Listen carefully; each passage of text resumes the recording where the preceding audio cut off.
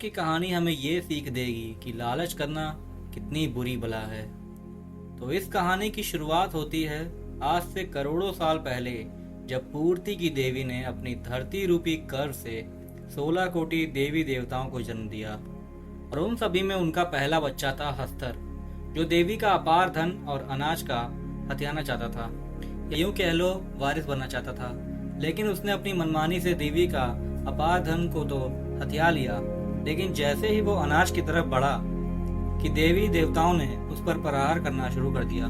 उसके बाद उसका शरीर तिनकों की भांति ब्रह्मांड में मिलने लगा, लेकिन ये देखकर देवी ने उसे बचा लिया।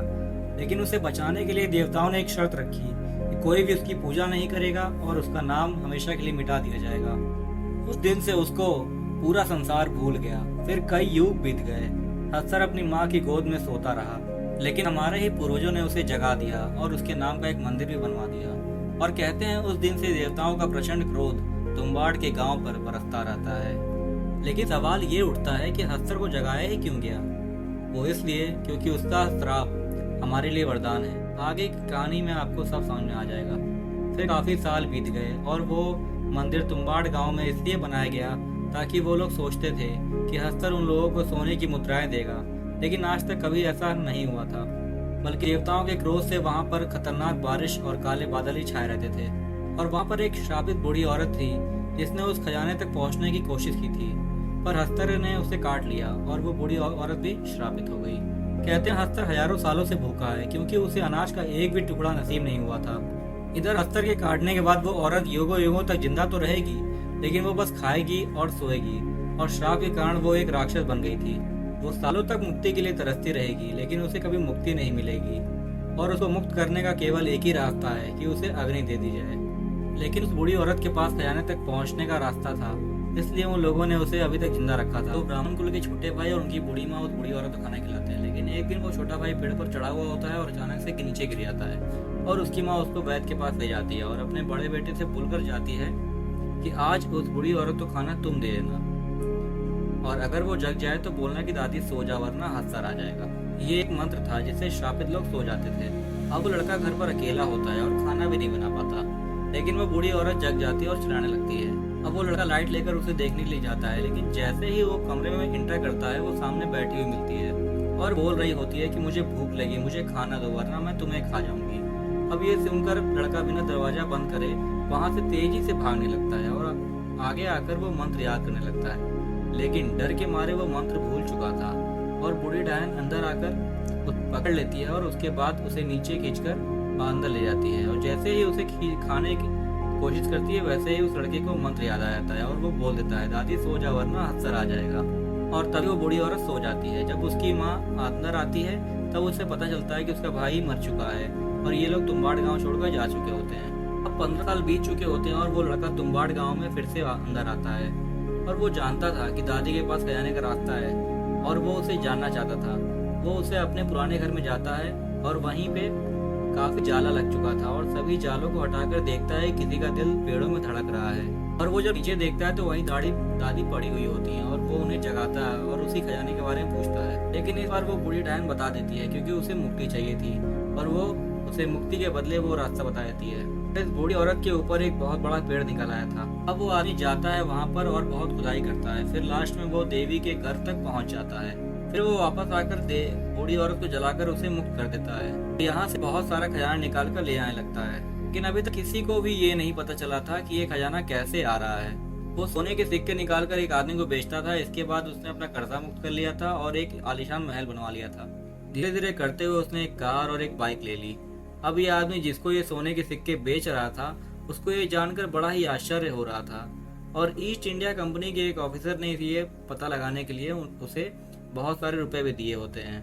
और उन बहुत सारे रुपयों के चक्कर में उस आदमी के मन में लालच आ जाता है और ये एक नौकरानी को लेकर उस आदमी के घर को गया और वहाँ उस लड़की को ये कहकर रखवा दिया कि ये मेरे भरोसेमंद की लड़की है। अब ये लड़की उस बूढ़े आदमी को वहाँ से राज जानकर बता देती है। फिर ये बात उस आदमी को भी बता देती है। फिर ये आदमी उस बूढ़े आदमी के लिए एक प्लान बनाता है। लेकिन इधर वो बूढ़ा आदमी तुम्बाड़ गाँव पहुंच चुका था खजाने की तलाश में। लेकिन इस बूढ़े आदमी को नहीं पता था कि वो आदमी भी उसके पीछे पीछे आ चुका है। वो आदमी केवल इस बूढ़े आदमी को दिखाने के लिए अपने हाथ में पहले से ही सोने के सिक्के लेकर कुएं में जाता है और वही सोने के सिक्के लेकर बाहर आता है। वो बूढ़ा आदमी सोचता है खजाना यहीं पर है। खजाना तो अंदर था, लेकिन इस बूढ़े आदमी को उसे निकालने का तरीका नहीं पता था। जल्दी से वो बूढ़ा आदमी इस कुएं के अंदर जाता है और वहां से उसे एक बक्सा मिलता है, और जैसे ही वो बक्से के अंदर जाता है वो धरती के गर्भ में पहुंच जाता है जहाँ पर हंसता रहता है। अब उसे वहां पर एक लोहे की चीज रखी हुई मिलती है जिससे वो घिसने लगता है, लेकिन उससे कुछ भी नहीं होता।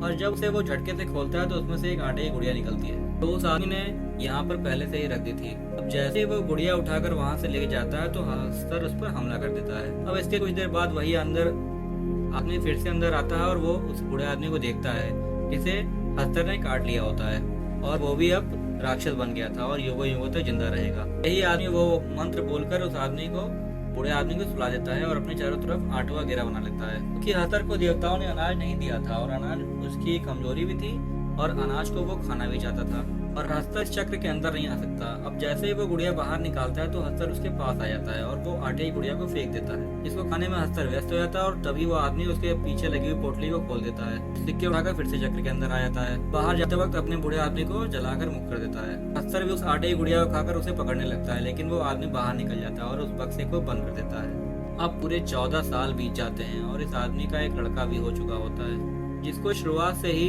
उस रस्सी पर चढ़ने की ट्रेनिंग दे रहा होता है और हंसर की पोटली से सिक्के छीनने की भी ट्रेनिंग दे रहा होता है। और अब ट्रेनिंग पूरी होने के बाद अपने लड़के को भी उसी तुम्बाड़ गांव में ले जाता है और सबसे पहले वो आटे की गुड़िया बनाता है और उसे बता रहा होता है कि इसी आटे की गुड़िया से हंसर आता है, लेकिन आज हम केवल प्रैक्टिस के लिए आए हैं कि उससे किस तरह से बचना है और यहाँ पर अंदर क्या क्या है, इसलिए हम इस गुड़िया को अंदर लेकर नहीं जाएंगे। और ये कहकर वो गुड़िया को फेंक देता है।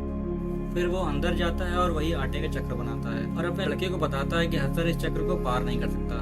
हंसर केवल आटे की गुड़िया से ही आता है, तो आटे की गुड़िया तो हम लाए नहीं है, तो आज हंसर नहीं आएगा। लेकिन उसका लड़का उस आटे की गुड़िया को उठा लाता है और जैसे वो बाहर निकालता है वैसे ही हंसर उस पर अटैक कर देता है। लेकिन वो आदमी अपने लड़के को अंदर खींच लेता है और जैसे ही वो आदमी बाहर निकलने लगता है तो उस लड़का उस पोटली को खोलकर पैसे निकालकर ऊपर मारने लगता है और दोनों जल्दी से बाहर निकलकर उस बक्से को बंद कर देते हैं। और उसके बाद वो आदमी अपने लड़के को बहुत मारता है और कहता है कि मैंने गुड़िया लाने से मना किया था।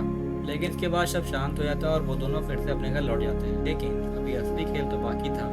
वो लड़का अपने पिता को यानी उस आदमी को एक प्लान बताता है। वो बोलता है कि इस बार हम बहुत सारी गुड़िया बनाकर ले जाएंगे, फिर जैसे ही वो एक गुड़िया खाकर खत्म करेगा हम दूसरी फेंक देंगे, जैसे ही दूसरी खाकर खत्म करेगा हम तीसरी फेंक देंगे, तो इस तरह से हमें बहुत सारा समय मिल जाएगा और हम बहुत सारे पैसे निकाल कर ले आएंगे। ये सुनकर वो आदमी बहुत खुश हो जाता है और बहुत एंजॉय करता है। फिर बहुत सारा आटा पीसने के लिए बोल देता है। वो लोग फिर से तुम्बाड़ गाँव में पहुंच जाते हैं, लेकिन इस बार उन लोगों ने आटे का चक्र उस बक्से के बाहर भी लगाया होता है। अंदर जाकर वो जैसे ही आटे का चक्र बनाकर 2 गुड़िया बाहर निकालते हैं वैसे ही उनको एक हंसर दिखाई पड़ता है, लेकिन गुड़िया तो 2 थी, इसलिए हंसर भी खुद को डिवाइड कर लेता है। और जैसे जैसे वो गुड़िया बाहर निकाल रहे थे वैसे वैसे बहुत सारे हंसर इकट्ठा होते जा रहे थे, यानी जितनी गुड़िया होंगी उतने हंसर भी होंगे। ये देखकर लोगों के नीचे से जमीन भी खिसक जाती है। इन सबसे बाहर निकलने के लिए वो आदमी अपने ऊपर सारी गुड़िया को बांध लेता है। जैसे उस रस्सी से बाहर निकल रहा था वैसे ही सारे हंसर उसके पीछे पड़ जाते हैं और उसके बाद वो आदमी बाहर निकल जाता है, लेकिन हंसर बाहर नहीं निकल पाते हैं और उसी चक्कर में भस्म हो जाते हैं। लड़का जैसे ही उस रस्सी से चढ़कर बाहर निकलता है तो उसके पीछे से एक आवाज आती है और वो देखता है कि उसके पिता को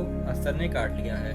वो भी अब राक्षस बन चुके हैं, जो कि अब युगों युगों तक जिंदा रहेगा, खाएगा और सोएगा। जलाया ना गया और मुक्त ना किया गया। तब सोचकर लड़का बोलता है कि सो जाओ वरना हंसर आ जाएगा, और उसे जला देता है और अपने पिता को मुक्ति देकर वो उस गांव से हमेशा के लिए निकल जाता है। और यहीं पर हमारी कहानी का अंत हो जाता है। Thank you for watching.